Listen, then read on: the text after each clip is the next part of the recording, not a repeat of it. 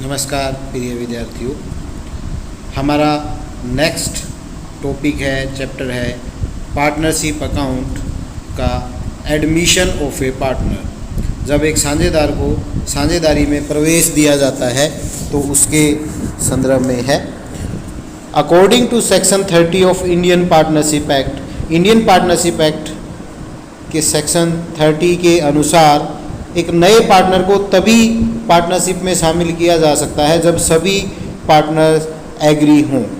अगर एक भी एग्जिस्टिंग पार्टनर नए पार्टनर को एडमिट करने के लिए एग्री नहीं है तो नए पार्टनर को पार्टनरशिप में एडमिट नहीं किया जा सकता। From the date of admission of new partner, new partnership agreement comes into effect. नया पार्टनरशिप एग्रीमेंट प्रभाव में आ जाता है। ओल्ड पार्टनरशिप एग्रीमेंट है उसका एंड हो जाता है। इन न्यू पार्टनर की ज़रूरत क्यों पड़ती है? ज़्यादा कैपिटल की ज़रूरत हो बिज़नेस के एक्सपेंशन के लिए तो उसके लिए हमें फिर नए पार्टनर की ज़रूरत पड़ सकती है। व्हेन अ कॉम्पिटेंट और एक्सपीरियंस पर्सन बिज़नेस को रन करने के लिए चाहिए तब हमें ज़रूरत पड़ सकती है।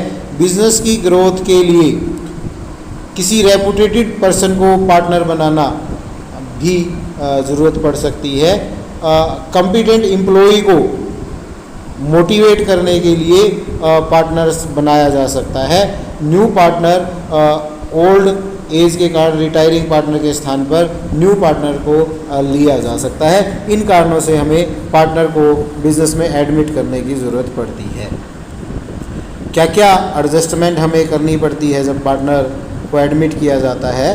तो जब हम नए पार्टनर को एडमिट करते हैं तो प्रॉफिट शेयरिंग रेशियो निकालते हैं, न्यू सेक्रीफाइस रेशियो निकाली जाती है, अकाउंटिंग ट्रीटमेंट गुडविल का, जॉइंट लाइफ पॉलिसी की एडजस्टमेंट की जाती है, revaluation of asset and liability की जाती है, अनडिस्ट्रीब्यूटेड प्रॉफिट का एडजस्टमेंट किया जाता है, पार्टनर्स की कैपिटल को एडजस्ट किया जाता है। ये सभी एडजस्टमेंट करने पड़ते हैं। हम चैप्टर में इन सभी को वन बाय वन और फिर इकट्ठा एक ही साथ कैसे सभी एडजस्टमेंट करने हैं वो इसमें सीखेंगे। तो पहले हम बात करते हैं प्रॉफिट शेयरिंग रेशियो की। After the admission of a new partner, ratio of all the partner share future profit और loss is known as the new ratio. जो पार्टनर आ रहा है उसके आने के बाद जिस भी रेशियो में वो लाभ हानि को बांटेंगे वो नई रेशियो कहलाती है। पर्पस क्या है? When a new partner join the firm, नया पार्टनर फर्म को ज्वाइन करता है, देन वन और more partner out of old partners sacrifice some part of his share of profit. वो अपने हिस्से के लाभ का कुछ हिस्सा त्याग करते हैं नए पार्टनर के पक्ष में। वो एक पार्टनर भी कर सकता है, एग्जिस्टिंग सभी पार्टनर भी कर सकते हैं, दो भी कर सकते हैं, तीन भी कर सकते हैं। तो उन पार्टनर्स की ओल्ड रेशियो में चेंज आ जाता है तो हमें न्यू प्रॉफिट शेयरिंग रेशियो की ज़रूरत पड़ती है। कैसे कैलकुलेट की जाती है? It is clear from the above discussion, calculation of new profit sharing ratio is needed when only new partner share is given. तो कैसे हम उसको करते हैं? जब नया पार्टनर का केवल हिस्सा दिया हो तो कैसे करते हैं? एग्जाम्पल से हम इसको सीखते हैं। दीपक और रवि पार्टनर हैं 3:2 की रेशियो में। उन्होंने नए पार्टनर रोहित को एडमिट किया 1/4 शेयर के लिए न्यू प्रॉफिट शेयरिंग रेशियो निकालनी है। तो कैसे करेंगे? टोटल फर्म का जो प्रॉफिट होता है वो 1 होता है। रोहित को एडमिट किया 1/4 के लिए तो रिमेनिंग पोर्शन जो रह गया 1 - 1/4, 3/4 रह गया एग्जिस्टिंग पार्टनर्स के लिए।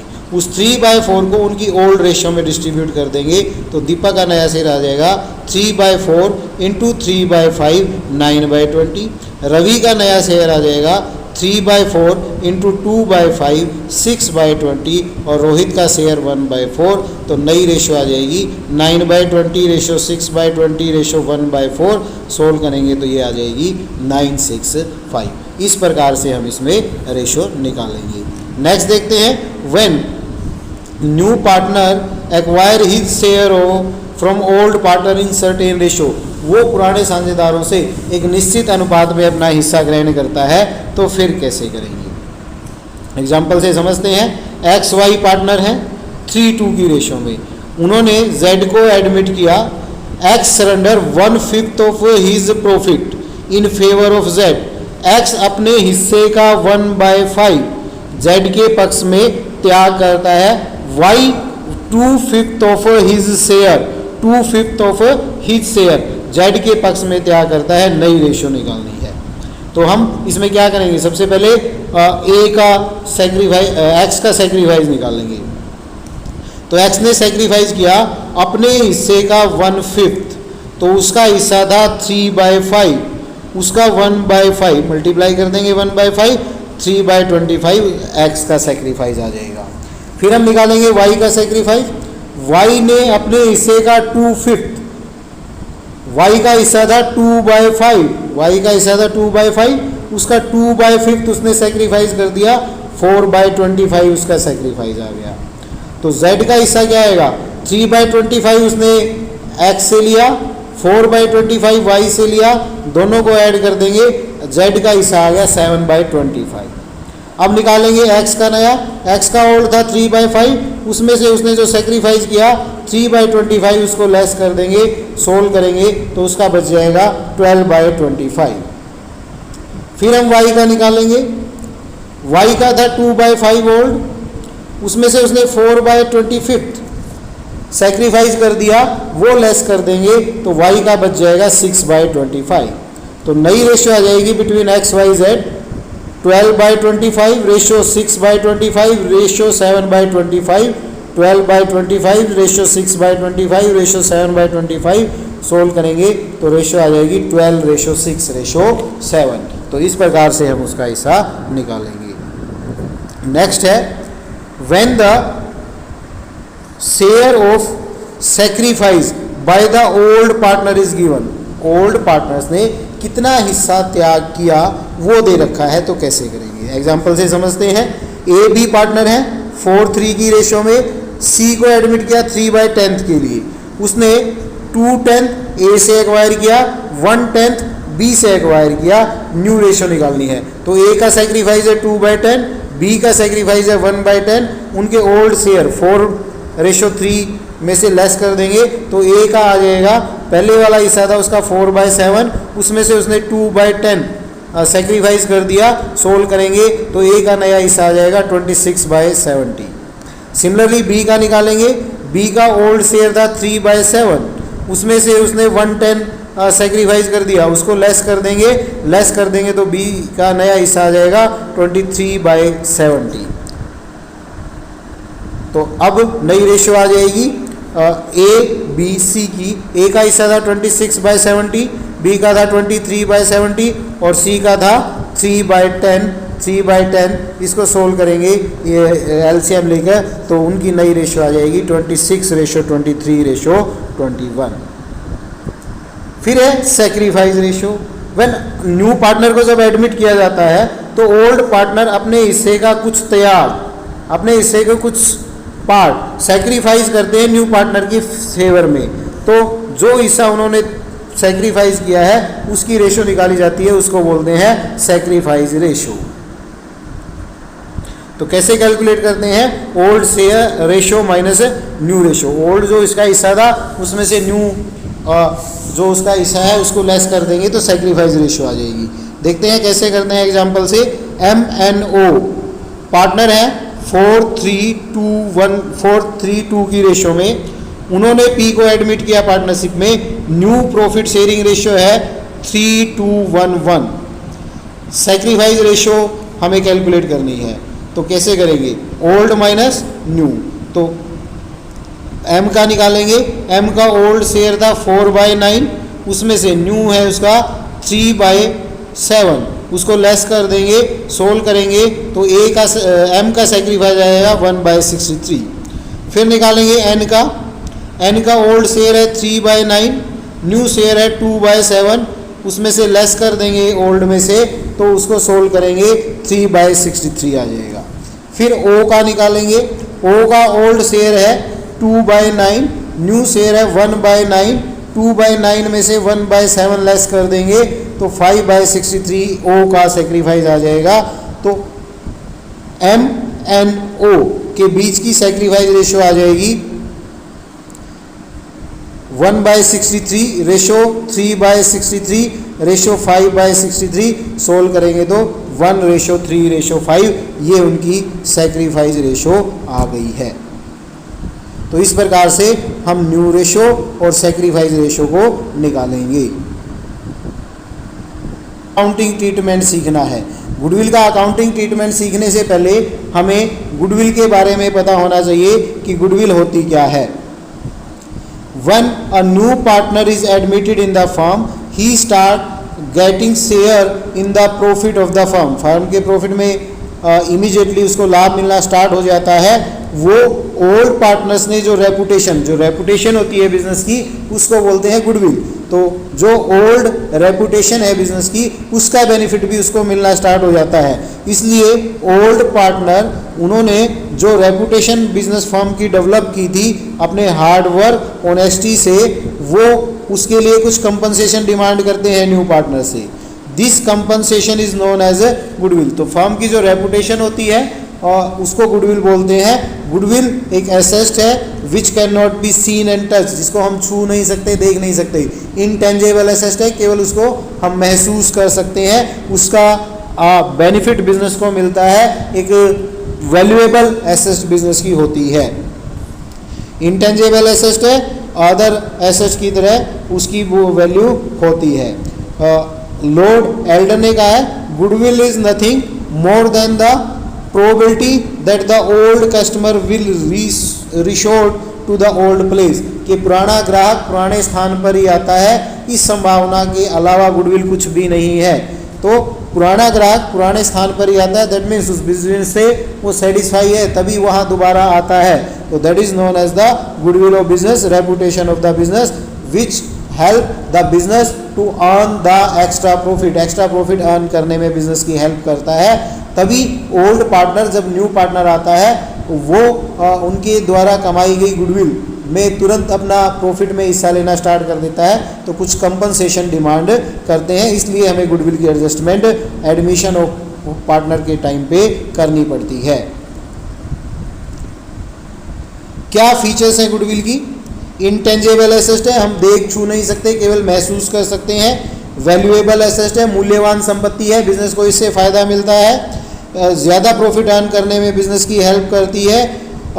It is the attractive force, ये वो फोर्स है जिससे ओल्ड कस्टमर ओल्ड प्लेस पर दोबारा से चला आता है। इसकी एक निश्चित वैल्यू होती है। ऑलवेज वैल्यू फ्लक्चुएट करती रहती है, एग्जैक्ट वैल्यू को फाइंड आउट करना डिफ़िकल्ट है। ओरिजिन ऑफ गुडविल, कहाँ से इसका जन्म होता है गुडविल का, कैसे ये बनती है? Goodwill means extra earning capacity of the business. This is because of the reason that more customer come to the business. तो ज़्यादा ग्राहक बिजनेस के पास आते हैं। तो गुडविल कैसे बनती है? Personal image of the owner. Some time जो ओनर है उसकी पर्सनल व्यक्तिगत जो छवि है वो बिजनेस की इमेज को इफेक्ट करती है, और वो अगर उसकी छवि अच्छी है तो वो बिजनेस की इमेज को भी इंक्रीज करेगा, बिजनेस की गुडविल ज़्यादा होगी। नेचर ऑफ बिजनेस, बिजनेस किस प्रकृति का है? रोज़मर्रा की ज़िंदगी में काम आने वाली वस्तुओं का है, या कभी कभार ड्यूरेबल गुड्स का है, नॉन ड्यूरेबल का है, या ग्रोसरी स्टोर है। तो उस तरह की नीड हमें साल के दौरान ज़्यादा टाइम पड़ती है। तो ग्रोसरी स्टोर पर as compare to other durable goods के हम ज़्यादा जाते हैं। तो अगर ग्रोसरी स्टोर इस तरह का कोई बिजनेस है तो उसकी गुडविल ज़्यादा होगी। Location of the business, business की लोकेशन अगर वो फेवरेबल स्थान पे है और जहाँ पर बिजनेस हब है किसी भी सिटी का, जहाँ पर वो प्राइम लोकेशन पर है, कन्वीनिएंट प्लेस पर है, तो नंबर ऑफ कस्टमर ज़्यादा आते हैं, तो उस बिजनेस की गुडविल ज़्यादा होगी। हाँ भाई, मैनेजमेंट ऑफ बिजनेस, बिजनेस की मैनेजमेंट कैसी है उसके ऊपर भी गुडविल डिपेंड करती है। अगर मैनेजमेंट ऑफ बिजनेस कॉम्पिटेंट है, एक्सपीरियंस्ड है, तो बिजनेस की गुडविल ज़्यादा होगी। उसकी प्रमोशन पॉलिसीज़ का बेनिफिट बिजनेस को मिलेगा, ज़्यादा सेल होगी तो वो उसके प्रॉफिट को इंक्रीज़ कर देगा, तो उसकी गुडविल को इंक्रीज़ कर देगा। Monopoly, if there is a monopoly of the business in the market, market में उसकी मोनोपोली है, एकाधिकार है, तो then have certain stability, certainty, तो वो प्रॉफिट के बारे में कुछ निश्चित रहेगा, स्टेबल रहेगा, तो उसकी गुडविल ज़्यादा होगी। Risk involve, if there is a more risk in the business there will be uncertainty in the business, risk ज़्यादा होगा, अनसर्टेनिटी होगी, वैल्यू ऑफ गुडविल लेस होगी। If risk involve is less value of goodwill will be more. Projection of licence, कुछ business करने के लिए licence की ज़रूरत पड़ती है, अगर वो लाइसेंस बिजनेस से एक्वायर कर रखा है तो goodwill will be high, otherwise business की, क्योंकि अदर कोई ऐसा बिजनेस नहीं मिलेगा जिसके पास लाइसेंस हो। Special incentive, if business having special advantage of patent, copyright, trademark, then the value of goodwill remain be high, तो वैल्यू ऑफ गुडविल हाई होगी। तो ये कुछ फैक्टर हैं जिसके बेस पर गुडविल का ओरिजिन होता है और जो गुडविल को इम्पैक्ट करते हैं। क्यों हमें ज़रूरत पड़ती है गुडविल को वैल्यूएट करने की, why we need at the time of admission of new partner, जब नया पार्टनर बिजनेस में आता है तो वो ओल्ड पार्टनर से उनका हिस्सा प्रॉफिट में लेता है, तो ओल्ड पार्टनर का हिस्सा रेड्यूस हो जाता है, कम हो जाता है। ओल्ड पार्टनर अपना कुछ हिस्सा सेक्रीफाइस करते हैं न्यू पार्टनर की फेवर में, तो न्यू पार्टनर उनको कंपनसेट करता है ओल्ड पार्टनर को उनके सेक्रीफाइस के बदले में। So the new partner bring the amount of goodwill in addition to the capital और टू द बिजनेस, तो इसलिए हमें गुडविल के वैल्यूएशन की ज़रूरत पड़ती है। ऐसा ही रिटायरमेंट के समय है, रिटायरमेंट के समय क्या है, जिस पार्टनर की डेथ हो जाती है या रिटायर हो जाता है वो फर्म को छोड़कर चला जाता है, उसका हिस्सा रिमेनिंग पार्टनर के द्वारा ले लिया जाता है। तो जब वो छोड़ के जा रहा है तो उसका जो लीगल रिप्रेजेंटेटिव होता है उसको गुडविल में हिस्सा देना पड़ता है, क्योंकि उसने भी अपनी मेहनत से और अपनी ऑनेस्टी से उसको अर्न किया था, तो वो सेक्रीफाइस करके जा रहा है, तो इसलिए वो गुडविल में अपना हिस्सा डिमांड करता है। तो इसलिए हमें गुडविल की वैल्यूएशन रिटायरमेंट की या डेथ के समय करनी पड़ती है। At the amalgamation of two firms, two और मोर फर्म्स, व्हेन टू और more firms merge to a new firm, एक नई फर्म बना दी जाती है दो या दो से ज़्यादा फर्मों को मिलाकर, तो उसको एमेगलेशन ऑफ द फर्म बोलते हैं। तो दोनों की अपनी अपनी साख होती है, तो उस साख की वैल्यूएशन करना ज़रूरी है, क्योंकि दोनों की एसेट क्या है वो फाइंड आउट करने के लिए गुडविल का वैल्यूएशन किया जाता है। At the time of sale of firm business to the other firm या कंपनी, अदर फर्म को या कंपनी को फर्म का बिजनेस बेचा जा रहा है, when the business of a firm is sold to the other firm और company, then the goodwill is also valued like other assets, other assets की तरह उसको भी वैल्यूएट किया जाता है, इसलिए हमें गुडविल के वैल्यूएशन की ज़रूरत पड़ती है। प्रॉफिट शेयरिंग रेशियो को अगर हम चेंज करते हैं, क्योंकि कुछ पार्टनर सेक्रीफाइस करेंगे, कुछ पार्टनर गेन करेंगे, तो जो सेक्रीफाइस कर रहे हैं वो अपना हिस्सा गुडविल का फ्री में नहीं देंगे, तो जो पार्टनर गेन कर रहे हैं उनको उसके बदले में सेक्रीफाइसिंग पार्टनर को कुछ अमाउंट देनी पड़ती है गुडविल की, तो गुडविल की अमाउंट देनी पड़ती है, तो इसलिए हमें गुडविल के वैल्यूएशन की ज़रूरत पड़ती है। These are the reasons why we need to calculate the value of goodwill. फिर आता है methods of valuation of goodwill, goodwill को वैल्यूएट करने के कौन कौन से मेथड हैं। It is very difficult to assess the exact value of goodwill, exact value निकालना डिफ़िकल्ट है, but the method of its valuation is clearly explained while framing the partnership deed. भाई पार्टनरशिप डीड जब हम create करते हैं तब clearly mention कर देते हैं कि एडमिशन, रिटायरमेंट, डेथ या जब भी ज़रूरत पड़ेगी तो गुडविल को कैसे वैल्यूएट किया जाएगा। तो कौन कौन से मेथड आते हैं, पहला है एवरेज प्रॉफिट मेथड, दूसरा है वेटेड एवरेज प्रॉफिट मेथड, तीसरा है सुपर प्रॉफिट मेथड, चौथा है कैपिटलाइजेशन मेथड। तो पहला मेथड की हम बात करते हैं average profit method. Under this method value of goodwill is equal to the average profit of the some past year. इसमें पिछले कुछ सालों के एवरेज प्रॉफिट को निकाला जाता है और उसको नंबर ऑफ ईयर परचेज एक निश्चित संख्या से मल्टीप्लाई किया जाता है कि बिजनेस को खरीदने की कितने समय तक उसको बेनिफिट मिलेगा, उसको बोलते हैं नंबर ऑफ ईयर परचेज। एक संख्या रहती है इस सालों की, उससे मल्टीप्लाई कर देते हैं तो वैल्यू ऑफ गुडविल आ जाती है। Generally valuation of goodwill is made on the basis of average profit of last 3 to 5 year. According to the agreement of goodwill is assume to be the twice thrice of the average profit of the past year. तो इस method में क्या होगा, पहले average profit निकालेंगे, total profit जितने सालों का एवरेज लेना है उनका, और नंबर ऑफ ईयर से डिवाइड करेंगे। फिर वैल्यू ऑफ गुडविल निकालेंगे, average profit into number of year of purchase. तो ये एक संख्या रहती है क्वेश्चन में दी, उससे हमें मल्टीप्लाई करके हम वैल्यू ऑफ गुडविल निकालते हैं। एग्जाम्पल से समझते हैं कैसे करेंगे। क्यों हम एवरेज प्रॉफिट को बेस लेते हैं? अगर गुडविल के इवैल्यूएट करते समय हम किसी एक साल के प्रॉफिट को लेंगे बिजनेस के, तो वो ज़रूरी नहीं है फ्यूचर में वही रेट से बिजनेस में प्रॉफिट अर्न हो, क्योंकि फ्यूचर अनसर्टेन है। इसलिए वही प्रॉफिट फ्यूचर में जनरेट हो हम सर्टेनिटी के साथ नहीं कह सकते, लेकिन पिछले कुछ सालों का एवरेज लेंगे तो वो मोर रिलायबल होगा देन द 1 ईयर के प्रॉफिट से। इसलिए हम more reliable then the 1 year profit, इसलिए हम एवरेज प्रॉफिट को लेकर चलते हैं और उसको एक निश्चित संख्या से मल्टीप्लाई कर देते हैं और फर्म की गुडविल निकाल लेते हैं। एवरेज प्रॉफिट कैसे कैलकुलेट करेंगे? While calculating the average profit कुछ एडजस्टमेंट हमें करनी पड़ती है, कुछ चीज़ों को हमें लेके चलना पड़ता है। अब नॉर्मल कोई प्रॉफिट है, अब नॉर्मल प्रॉफिट वो होता है जो बिजनेस में कभी कभार होता है, तो उस प्रॉफिट को हमें उसमें से एक्सक्लूड कर देना है, क्योंकि वो हर बार हमारा ऐसा प्रॉफिट नहीं होगा। अब नॉर्मल प्रॉफिट है, then it should be deducted from the profit of concerned year because it is not of the recurring nature. ये रैकरिंग नेचर का नहीं है profit for the war period inflation. अब नॉर्मल लॉस है ऐसा loss जो कभी कभार होता है, बाढ़ आ गई, भूकंप आ गई, या कोई प्राकृतिक आपदा आ गई, या कोई अबनॉर्मल घटना घटी जिसके कारण आग लग गई, तो अबनॉर्मल लॉस हुआ। ऐसा लॉस हर बार नहीं होता, रैकरिंग नेचर का नहीं होता, इसलिए ऐसे लॉस को संबंधित ईयर के प्रॉफिट में हम ऐड कर देते हैं।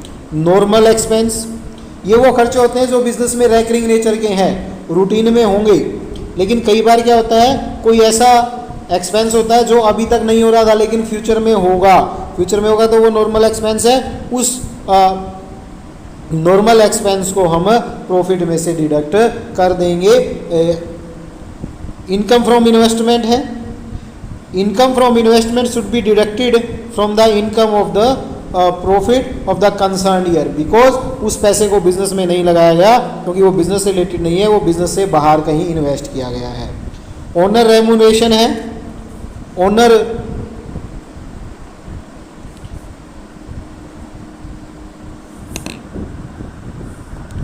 remuneration of the previous year should also be deducted from the profit, concerned profit में से हमें डिडक्ट कर देना चाहिए। तो कैसे करते हैं एवरेज प्रॉफिट से, एग्जांपल से हम देखते हैं। Calculate amount of goodwill for the on the basis of 2 year purchase of average profit of 5 year. पिछले 5 सालों के औसत लाभ के 2 ईयर परचेज पर निकालना है। पिछले 5 सालों का लाभ दिया, फर्स्ट ईयर का प्रॉफिट है, सेकेंड ईयर का है, थर्ड ईयर का है, फोर्थ ईयर हमारा लॉस है, फिफ्थ ईयर हमारा प्रॉफिट है। तो कैसे करेंगे, पहले एवरेज प्रॉफिट निकालेंगे 5 ईयर का 20,000 प्लस 16,000 प्लस 28,000, लॉस है फोर्थ ईयर का माइनस 12,000, फिफ्थ ईयर का प्रॉफिट है 42,000 ऐड कर देंगे, टोटल प्रॉफिट आ गया 94,000। अब एवरेज निकालेंगे, टोटल प्रॉफिट को number of year purchase number of year से डिवाइड कर देंगे। 94,000 टोटल प्रॉफिट था 5 ईयर का, 5 से डिवाइड कर देंगे, एवरेज प्रॉफिट आ जाएगा 18,800।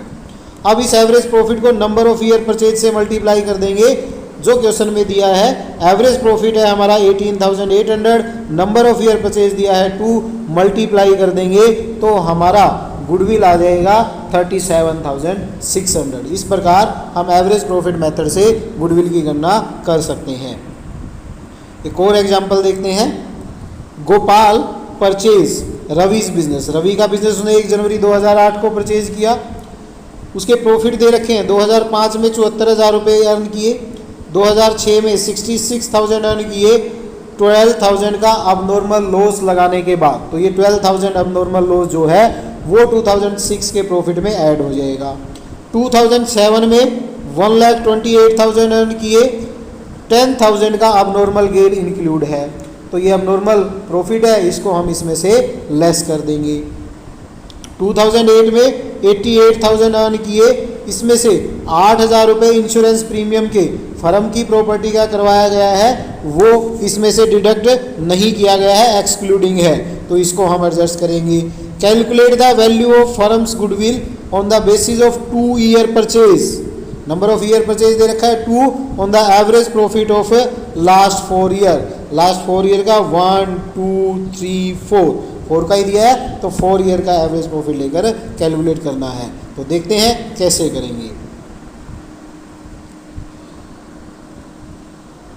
2005 का प्रॉफिट दिया है 74,000, कोई अब आइटम उसमें नहीं है, कोई एडजस्टमेंट नहीं करनी। 2006 का प्रॉफिट दिया है 66,000, अब लॉस उसमें से लेस हो चुका है 12,000, तो उसको हम कर देंगे ऐड, तो ये आ जाएगा 78,000। 2007 का प्रॉफिट दिया है 1,28,000, 10,000 का अब गेन, उसमें 10,000 इंक्लूड है, तो उसको हम लेस कर देंगे, एक्सक्लूड कर देंगे, 1,18,000 एडजस्टेड प्रॉफिट आ जाएगा। 2008 का प्रॉफिट है हमारा 88,000, लेकिन इंश्योरेंस प्रीमियम की नॉर्मल एक्सपेंस की आइटम उसमें से लेस नहीं हुई है, उसको लेस कर देंगे 8,000, तो ये आ जाएगा 80,000, चारों को जोड़ लेंगे, टोटल प्रॉफिट आ जाएगा 3,50,000। फिर हम एवरेज प्रॉफिट निकालेंगे, टोटल प्रॉफिट को नंबर ऑफ ईयर से डिवाइड करेंगे। टोटल आया था हमारा 3,50,000, 4 ईयर का था,